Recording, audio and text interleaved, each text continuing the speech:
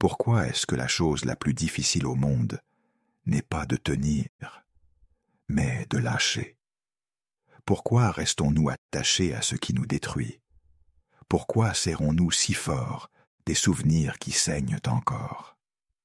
Pause. Respire. Aujourd'hui, nous allons descendre dans les profondeurs de l'âme.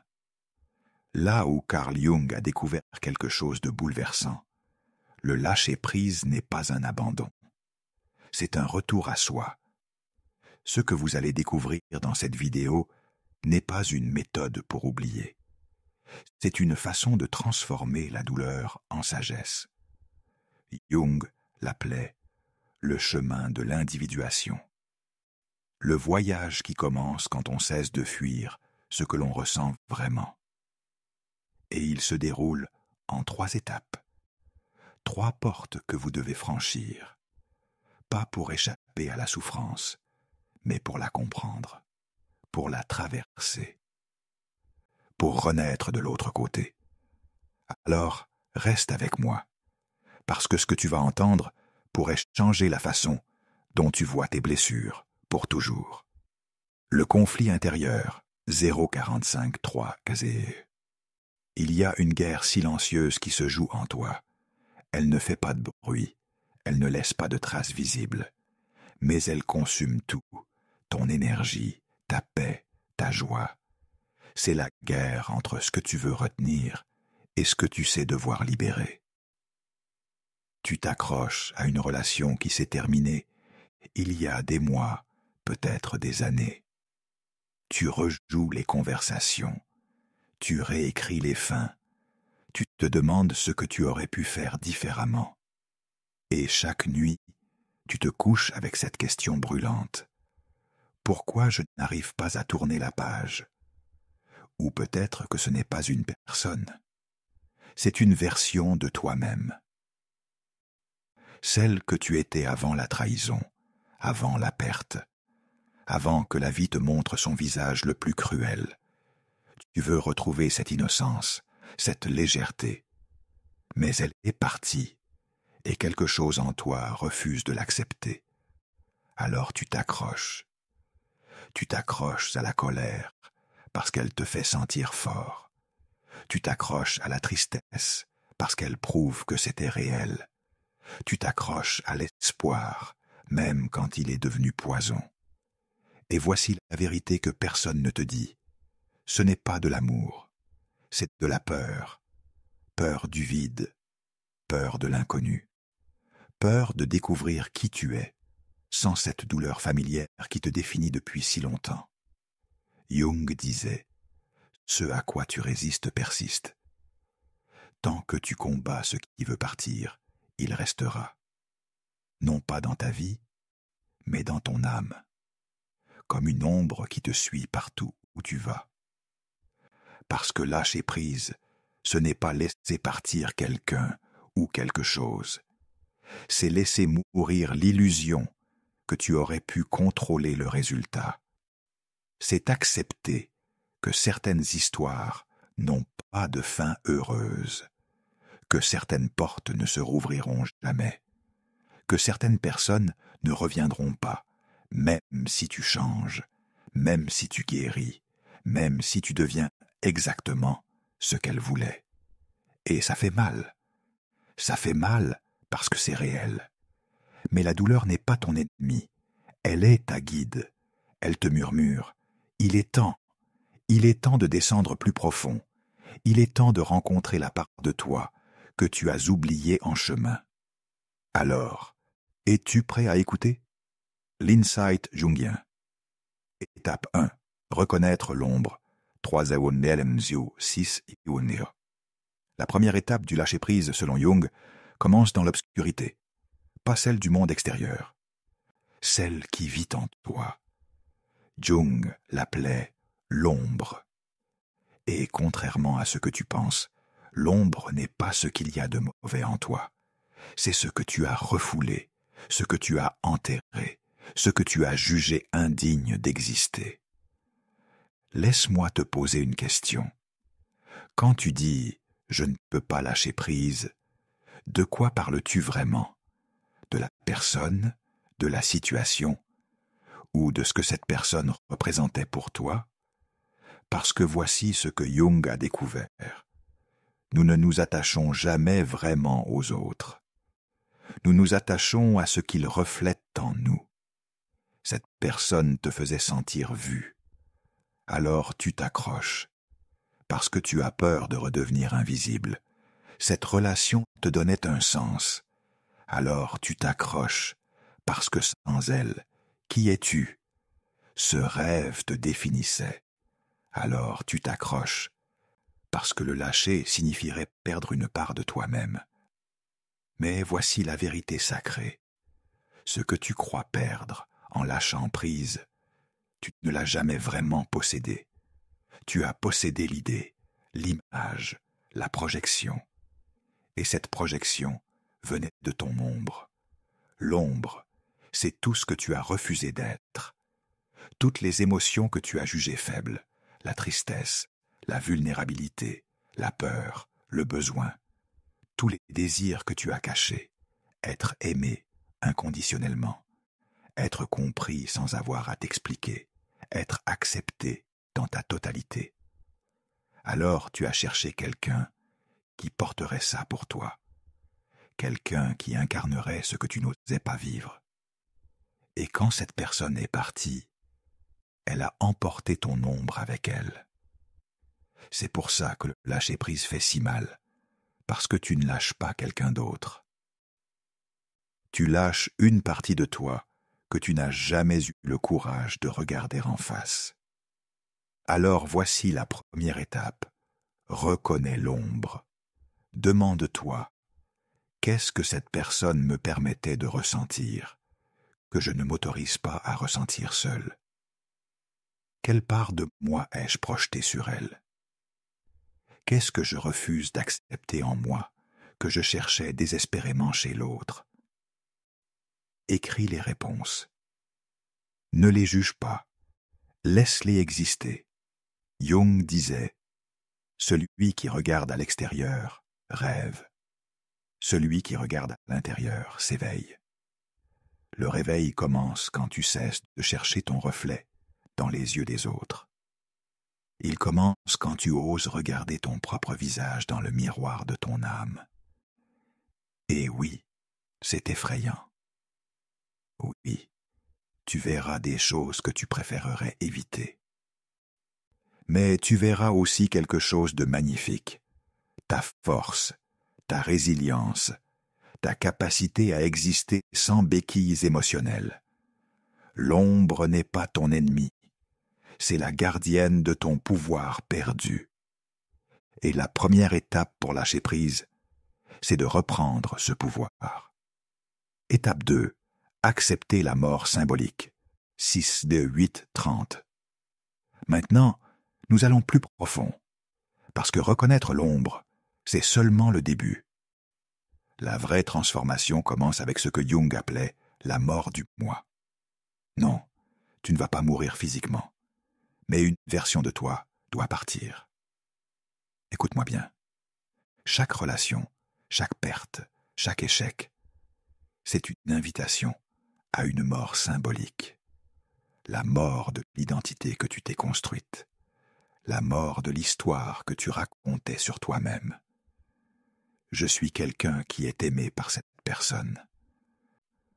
Je suis quelqu'un qui réussit dans ce domaine. Je suis quelqu'un qui ne se brise jamais. Et puis, la vie te brise. La personne part. Le projet échoue. Et soudain, cette identité s'effondre. Et tu paniques. Parce que si tu n'es plus cette personne, qui es-tu? Voici ce que la plupart des gens ne comprennent pas. Le lâcher-prise est impossible tant que tu essaies de rester le même. Tu ne peux pas lâcher l'ancien toi et garder les mêmes croyances, les mêmes peurs, les mêmes schémas. Quelque chose doit mourir. Et c'est terrifiant. Parce que nous sommes programmés pour survivre. Et l'ego, ce masque social que nous portons, croit que la mort de l'identité est la mort de tout. Mais Jung savait mieux. Il disait « Il n'y a pas de renaissance sans mort, pas de transformation sans la fin de quelque chose. Pense à la chenille. Pour devenir papillon, elle ne se contente pas d'ajouter des ailes. Elle se dissout complètement dans le cocon. Son corps se liquéfie. Tout ce qu'elle était disparaît. Et ce n'est que dans cette destruction totale que la métamorphose peut avoir lieu. C'est ça, le lâcher-prise véritable. Ce n'est pas dire « je vais bien maintenant ». C'est accepter de ne pas aller bien. C'est consentir au chaos. C'est permettre à l'ancien toi de mourir, sans savoir encore qui tu deviendras.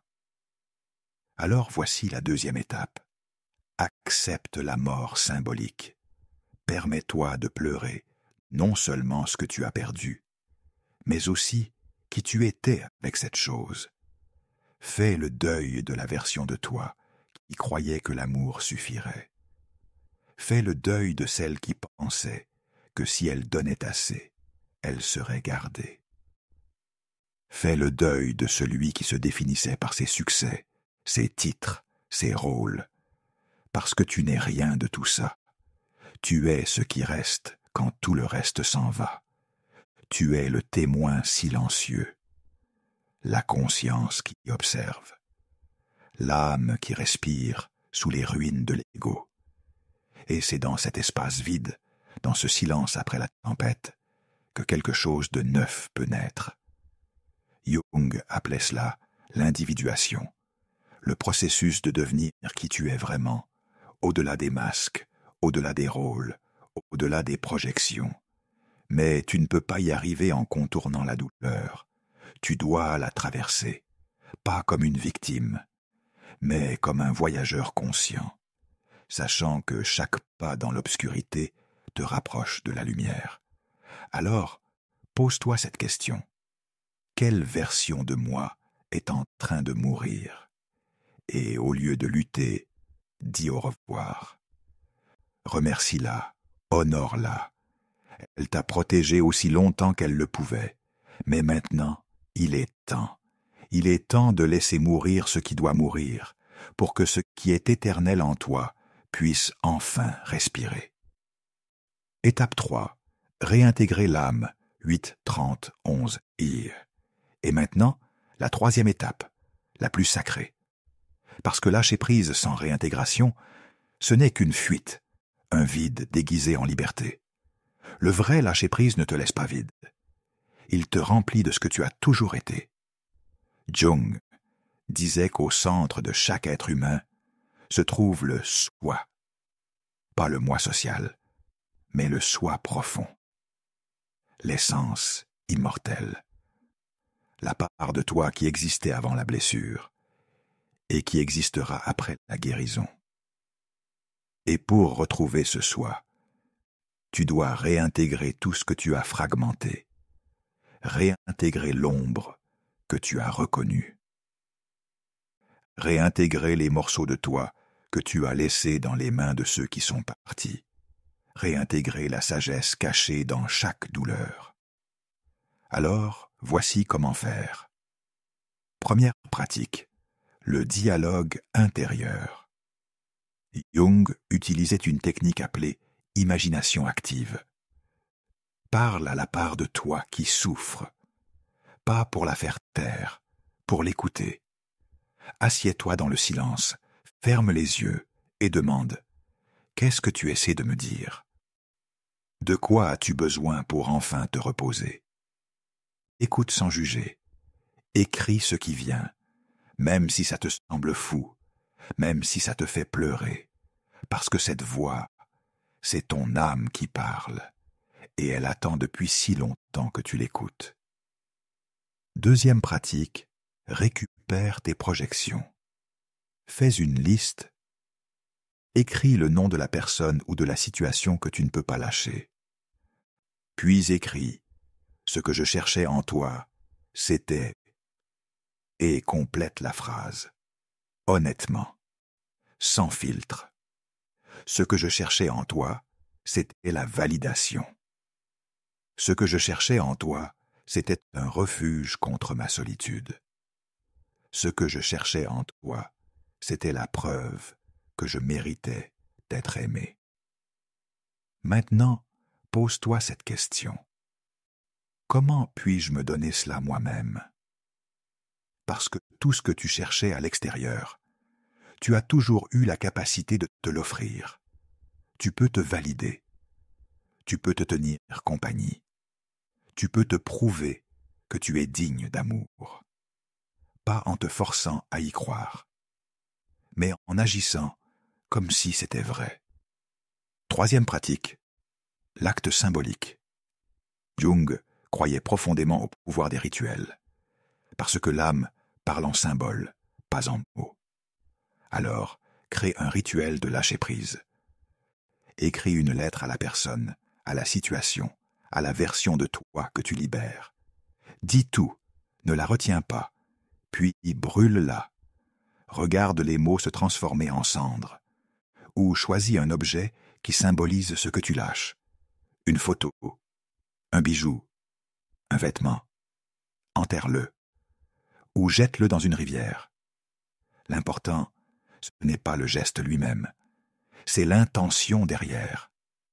C'est dire à ton inconscient, c'est fini, je choisis de me libérer. Et quelque chose en toi comprendra. Parce que l'âme ne comprend pas les explications rationnelles. Elle comprend les actes, les symboles, les rituels. Et quand tu honores ainsi ton processus de guérison, tu envoies un message profond à tout ton être. Je me respecte assez pour me laisser partir de ce qui me détruit. L'intégration et la clôture. 11, 13-30.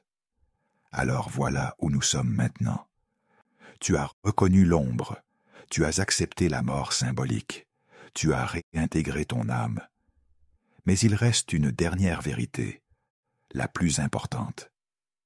Le lâcher-prise n'est pas un événement, c'est un choix quotidien. Certains jours, tu te sentiras libre, léger, entier. D'autres jours, la douleur reviendra, comme une vague. Et tu te demanderas si tu as vraiment lâché prise, ou si tu as juste fait semblant. Écoute-moi bien, la guérison n'est pas linéaire. Tu ne lâches pas prise une fois pour toutes. Tu lâches prise encore et encore. Chaque jour, chaque moment où le souvenir revient, chaque fois que tu as envie de regarder en arrière, tu lâches prise en choisissant de rester ici, maintenant, dans ce souffle, dans cette seconde qui est la seule que tu possèdes vraiment.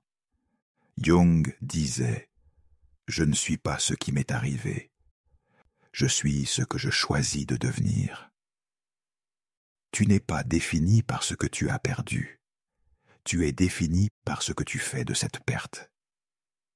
Vas-tu la laisser te détruire ou vas-tu la transformer en sagesse? Vas-tu rester prisonnier du passé ou vas-tu construire un futur à partir de tes cendres? Parce que voici la vérité finale.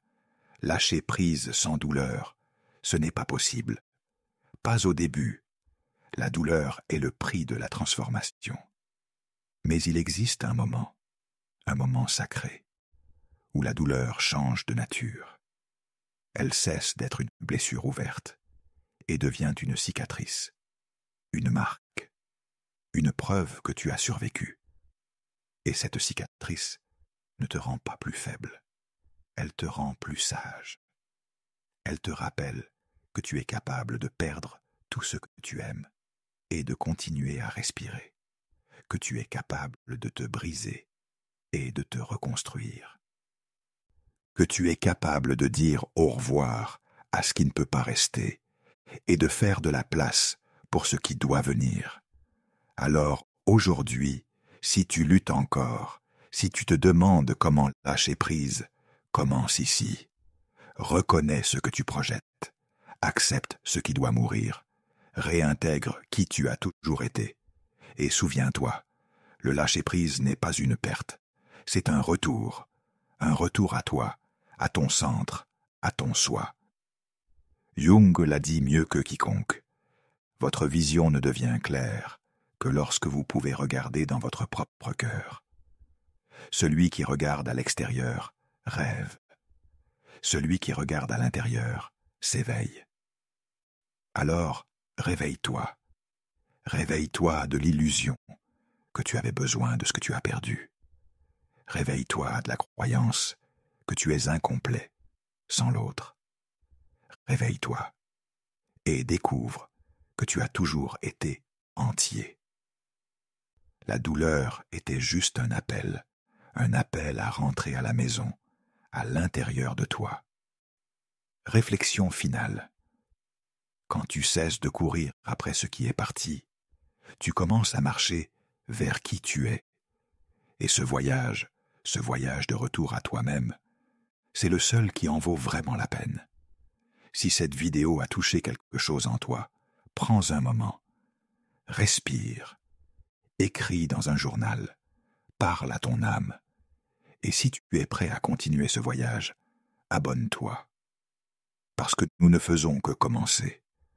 La prochaine fois, nous explorerons pourquoi les personnes qui t'ont fait le plus mal sont souvent celles qui t'ont le plus aimé. À bientôt, voyageurs.